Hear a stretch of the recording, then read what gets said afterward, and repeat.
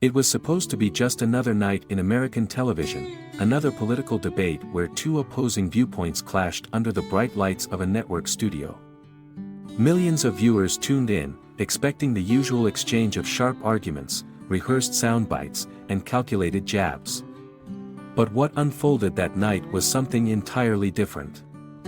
James Calloway, a seasoned veteran of the airwaves, sat across from Karoline Leavitt, a rising conservative force with a reputation for being unshakable. Calloway had built his career on tough questions and even tougher interviews. He had challenged presidents, grilled senators, and prided himself on his ability to hold power to account. But tonight, he wasn't just facing another guest, he was facing someone who knew exactly how to play the game. The topic was simple: is the media truly fair? A question that had long divided the nation, fueling distrust, anger, and endless debate. Calloway, armed with decades of experience, believed he could steer the conversation, control the narrative, and push Karoline into a corner. But as the cameras rolled and the questions turned sharper, something changed. The air grew tense. The energy in the studio shifted. The controlled, structured debate began to unravel. It was no longer just a conversation, it was a battle. And then, in a single moment, James Calloway said something he could never take back. One sentence. One slip of the tongue. And before the broadcast had even ended, the internet was already writing his downfall. James Calloway had spent decades mastering the art of television debate. He knew when to push, when to pull back, when to corner his guests with logic, and when to let them walk into their own traps. But on this night, something was different. He wasn't controlling the conversation, he was losing it. Across from him sat Karoline Leavitt, calm, unshaken, unwavering. Every question he threw at her, she answered with precision. Every challenge he presented, she dismantled with ease.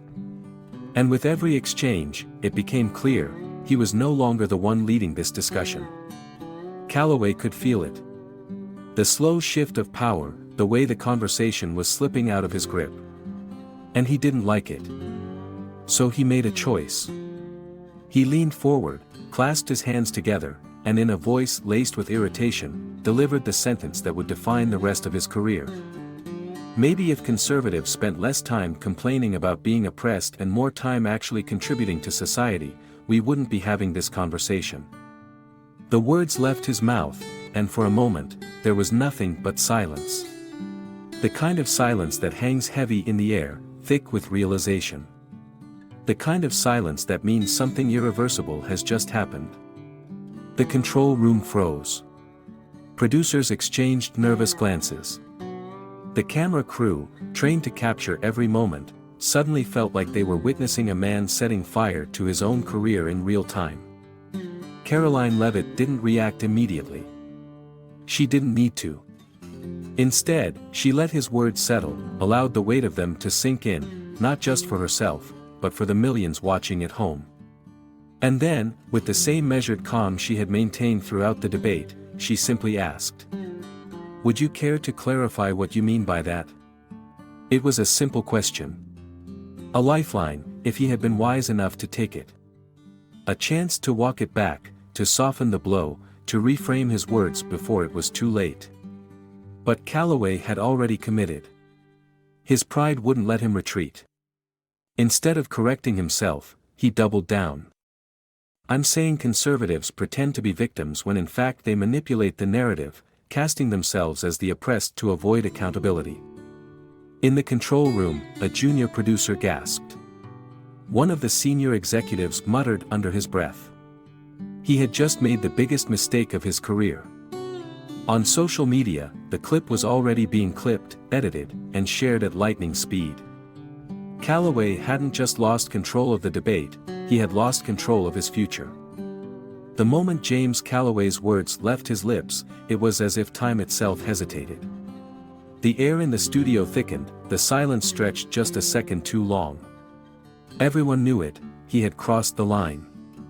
But the real consequences weren't happening inside that sleek, glass-walled studio. They were happening out there, on the internet, on social media, on millions of screens where the world was watching, judging, and reacting in real time.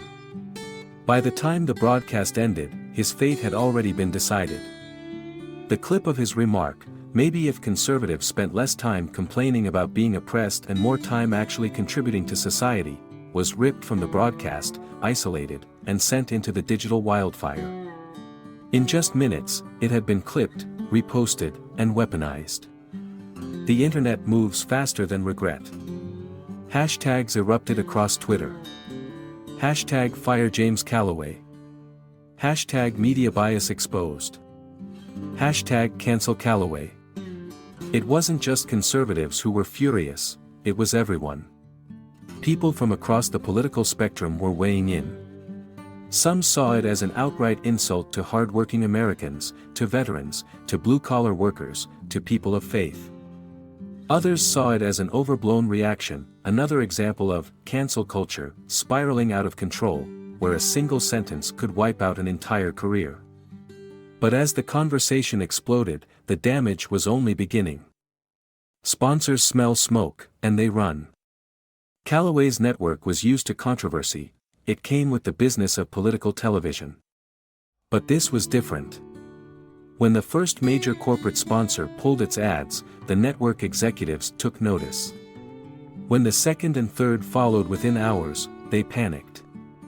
Corporate America doesn't wait for the storm to pass, it moves before the winds even pick up. Advertisers had seen enough. Their official statements were swift and cold. "We take our commitment to respect and neutrality in journalism very seriously. As a result, we are pausing all advertising on the American spotlight until further review." Another company followed. "We cannot continue to support a program where the host makes divisive and inflammatory remarks."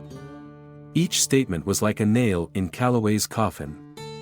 Not just because of what was said, but because of what was left unsaid. These corporations weren't just distancing themselves from the controversy, they were abandoning him. And in the network's high-rise headquarters, the reality sank in. James Calloway was no longer an asset. He was a liability. Karoline Leavitt says nothing, and that says everything. Meanwhile, the woman at the center of it all, Karoline Leavitt, remained silent. She didn't demand Calloway's firing. She didn't release a victory statement. She didn't go on television to discuss the controversy. She did just one thing. She retweeted the viral clip. No caption. No explanation. Just a single, thinking face emoji, thinking face. That was all it took. Her silence spoke louder than any outrage-fueled monologue ever could. It told the world, "I don't need to fight this battle, he's already lost." The network's impossible choice. Inside the network, the decision was inevitable. The executives huddled in emergency meetings, staring at the numbers, watching Calloway's reputation collapse in real time. They had a choice. Stand by their veteran host, risk alienating sponsors, and watch their ratings plummet. Cut him loose and salvage what was left of their brand. By 10 a.m. the next morning, they had made up their minds. By 3 p.m., the statement was released. "After careful review of recent events, we have decided to part ways with James Calloway. We thank him for his years of service and wish him the best in his future endeavors." No apology. No defense. No second chances. And just like that, James Calloway was erased. The same network that had built him up over 2 decades had erased him in less than 24 hours. By that evening, reporters swarmed his home. Former colleagues dodged questions. His name was removed from the network's website. His email accounts were deactivated. James Calloway, the once untouchable media giant, had disappeared. But he wasn't finished. Because when a man like James Calloway loses everything, he doesn't just vanish. He fights back. James Calloway had spent 2 decades dominating the airwaves, a relentless force in political media, a man who had built his reputation on sharp questions and sharper takedowns. But none of that mattered anymore. Because now, he was gone. The network he had called home for years had wiped him from existence in less than 24 hours. His name scrubbed from the website, his email deactivated, his seat at the anchor desk already being prepared for a replacement. In the eyes of the media world, he was finished. But Calloway wasn't just any media personality. He wasn't the type to go quietly. And as the dust settled, he began plotting his next move. A career erased in real time. The moment the network released its official statement, the media landscape erupted. Some celebrated. About time. We can't have people like him on national television. Others were stunned. One sentence. That's all it took to end his entire career. This is cancel culture on steroids. But there was no denying the speed and severity of the fallout. Inside the network's headquarters, executives weren't celebrating. They weren't patting themselves on the back for making the right call. They were in full crisis mode, scrambling to contain the damage. Viewership for the American spotlight had dropped by double digits overnight. Longtime fans of Calloway, furious at his firing, were already boycotting the network. The remaining sponsors were nervous. If they had dropped Calloway today, who would they be forced to drop next? And in the middle of it all was Karoline Leavitt. Karoline's silence, the most powerful statement of all. While the media world was in flames, Karoline Leavitt said nothing. She didn't gloat. She didn't attack Calloway. She didn't go on a victory tour. She just kept doing her job. And that silence? It was louder than any words she could have spoken. Because now, every time she appeared on television, she wasn't just another political commentator. She was the woman who had gone head-to-head with one of the most powerful media figures in America, and walked away unscathed. She had been calm when he had lost control. She had been measured when he had crumbled. She had let his own words destroy him. And in doing so, she had elevated her own platform to an entirely new level. While Calloway's name was being dragged through the mud, Karoline's influence skyrocketed. She had won the battle without ever needing to swing a sword. James Calloway fights back. But if anyone thought Calloway was just going to fade into obscurity, they were dead wrong. Because 3 days after his firing, he made his next move. A cryptic tweet appeared on his account, his first public statement since his downfall. The truth cannot be silenced. We're just getting started. Beneath it, a link to a brand new website. The Calloway Report. A fully independent media platform, launched overnight. And for the first time since his firing, he sat in front of the camera, no network, no producers, no rules. The lighting was dim. The background was simple. No flashing logos, no scripted teleprompter. Just James Calloway, staring into the camera with a calm, steely gaze. And then, he spoke. I lost my job over a single sentence. But this isn't just about me. This is about who controls the media. Who decides who gets to speak, and who gets silenced. If they can do this to me, a veteran journalist with decades of experience, they can do it to anyone. He leaned forward. I will not be silent. I will say the things they don't want you to hear. And I will do it my way. In just a few hours, the website had hundreds of thousands of visits. Supporters rallied around him, calling him a symbol of free speech, a man who refused to be controlled by corporate media. But there was another side to it, too. Critics called it desperation. A last-ditch attempt to stay relevant. A man who had been thrown out of the system, now raging against it. But love him or hate him, James Calloway was not going away. A shift in media power. What had started as a single televised debate had now turned into a seismic shift in the media landscape. One of mainstream television's most powerful voices had fallen. A rising conservative star had cemented her influence.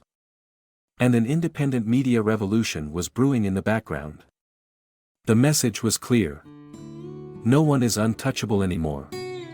And the question hanging over it all was simple. Would James Calloway rise again? Or was this just a desperate battle against an unstoppable tide? One thing was certain. This war wasn't over. It was just beginning. James Calloway had spent 2 decades at the top.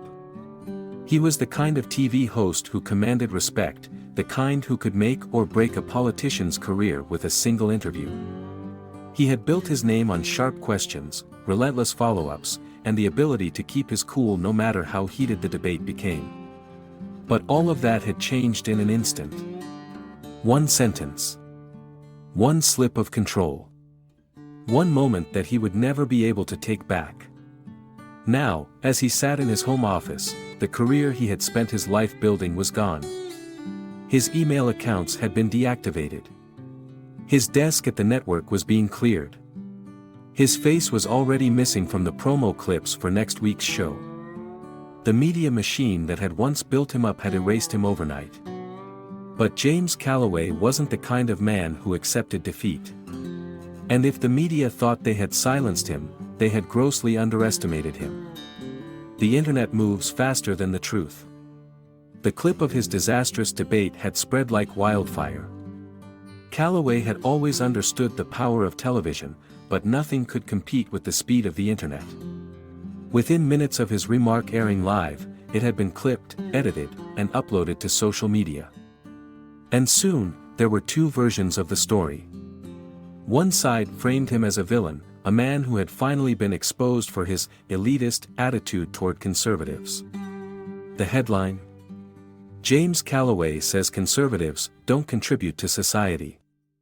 The other side saw him as a victim, a man being cancelled over a single comment, proof that free speech was dead. James Calloway fired for one sentence. Is this what we've come to? The battle lines had been drawn. Karoline Leavitt's silence speaks volumes.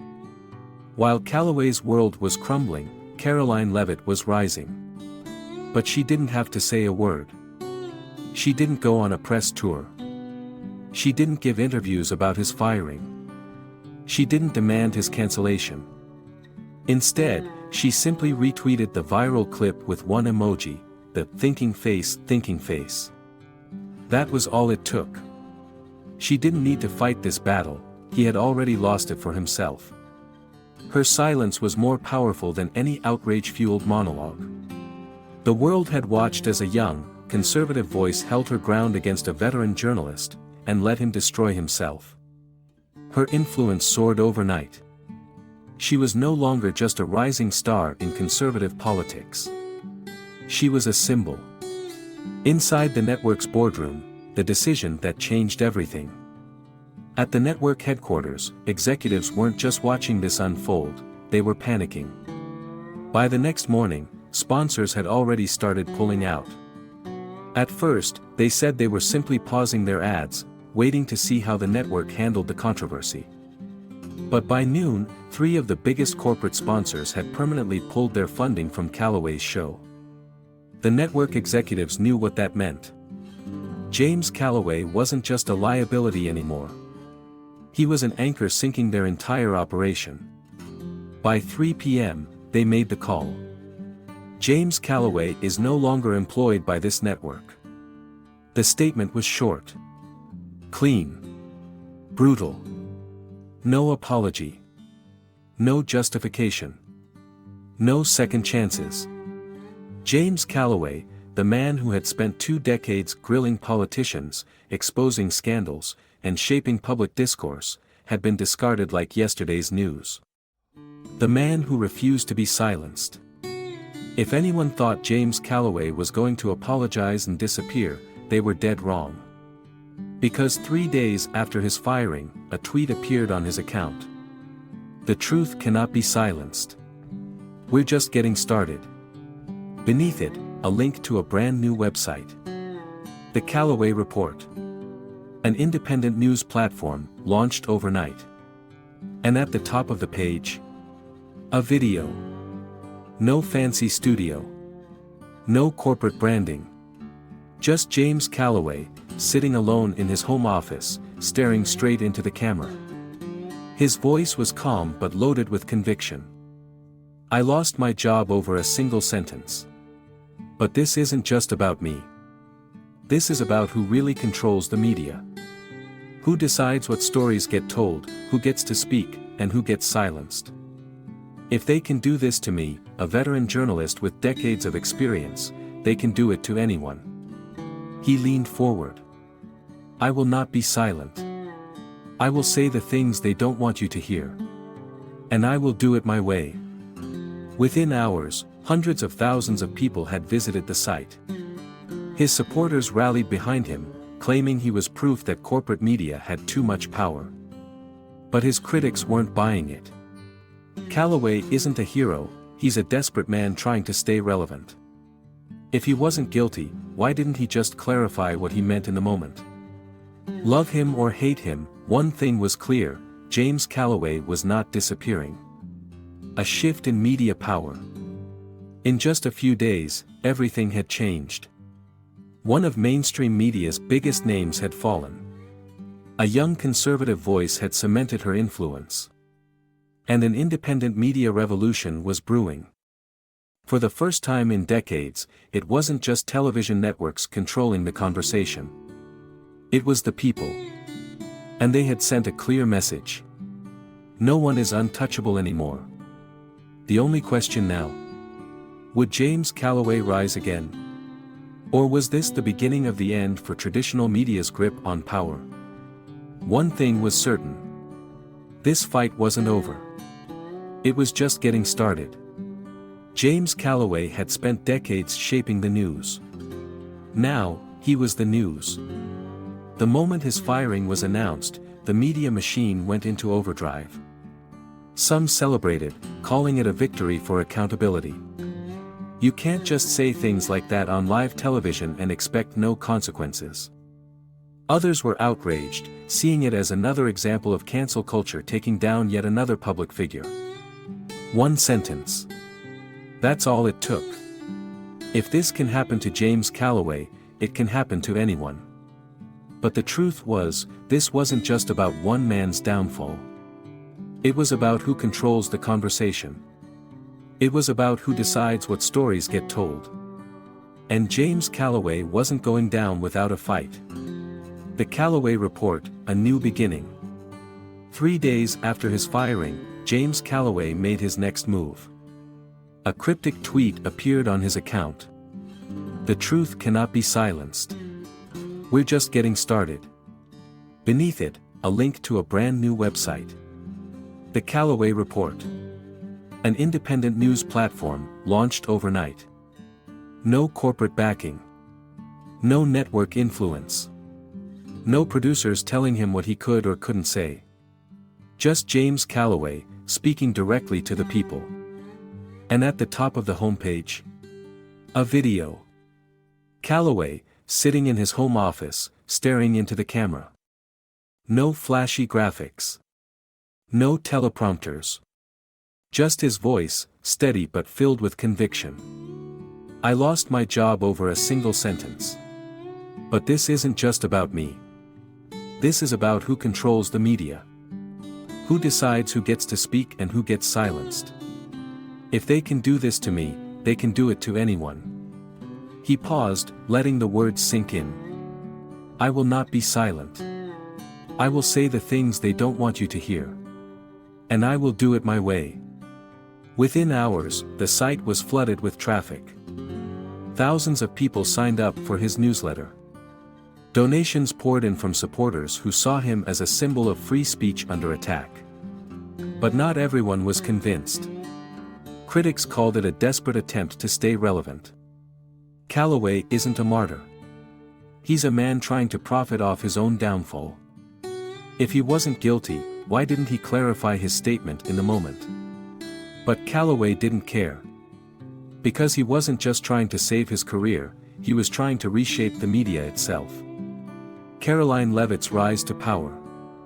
While Calloway was fighting for his reputation, Karoline Leavitt's influence was soaring.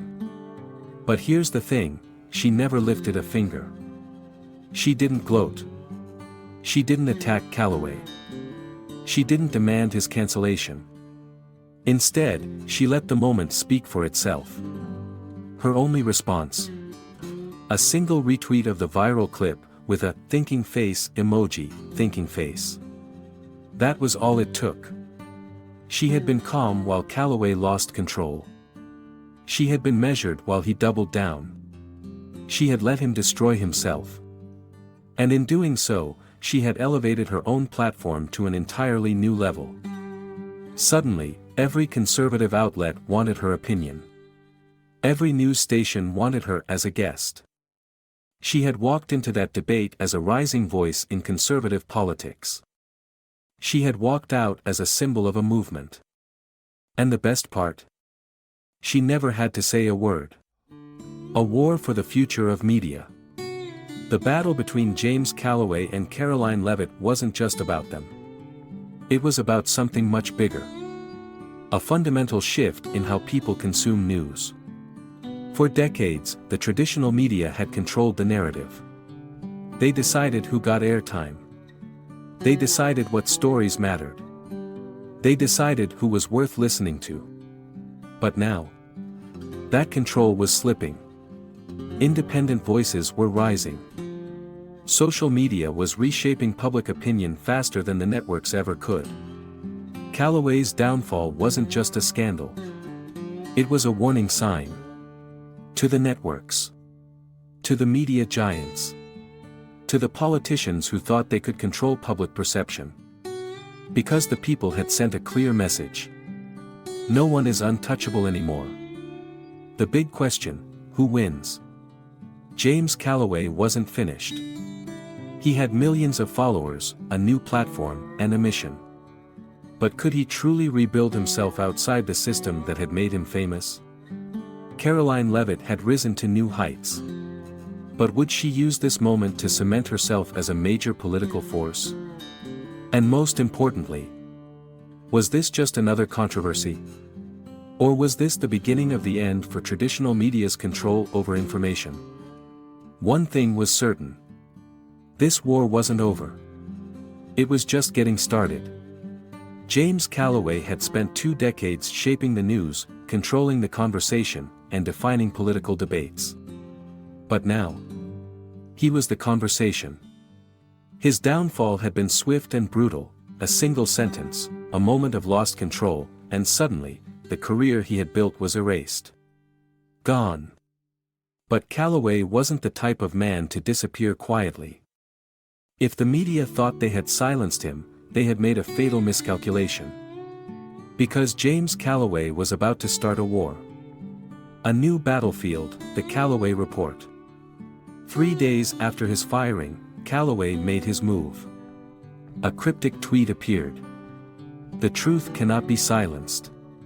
We're just getting started. Beneath it, a link to his brand new website. The Calloway Report. An independent news platform, no network bosses, no corporate sponsors, no filters. At the top of the page, a video. Calloway, sitting in a dimly lit home office. No teleprompter. No set. Just him and the camera. His voice was calm but loaded with conviction. I lost my job over a single sentence. But this isn't just about me. This is about who controls the media. Who decides who gets to speak and who gets silenced. If they can do this to me, they can do it to anyone. He leaned forward. I will not be silent.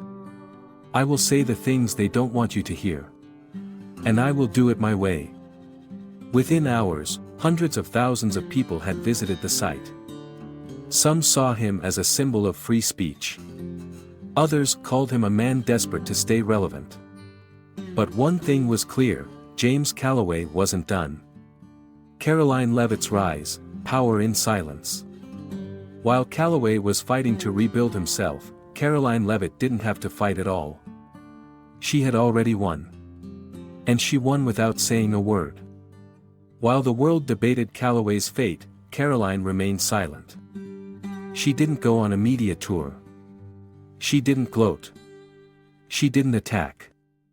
Instead, she retweeted the viral clip, with just one emoji, thinking face. That was all she needed.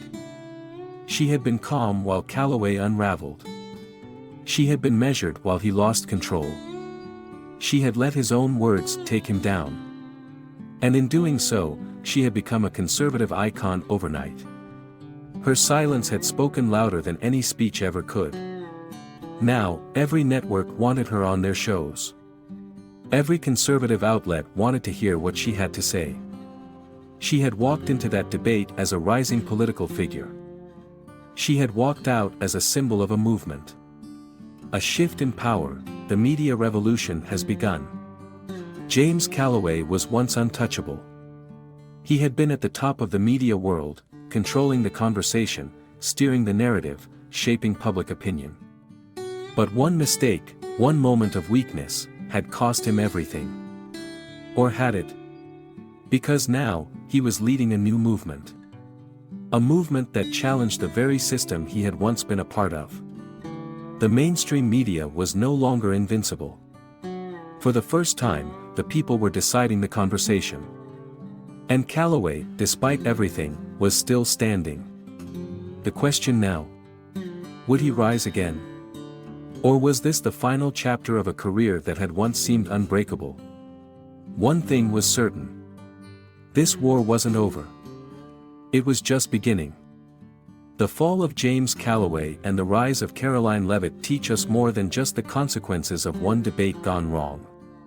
The power of words, the speed of social media, and the fragile nature of reputation in the modern world. First, every word matters. A single sentence can define you, fair or not. Calla the lesson. In a world where everything is recorded, choose your words carefully.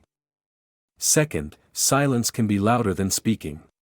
Karoline Elsh let the moment speak for itself. In an era of step back and let the world decide. Finally, the media landscape is changing. Tear fading. Now, social media, independent voices, and public reaction decide who rises and who falls. The adapt, or risk being erased. In the end, the most important takeaway is this: power in the media isn't about control, it's about trust. And once trust is lost, it's almost impossible to regain.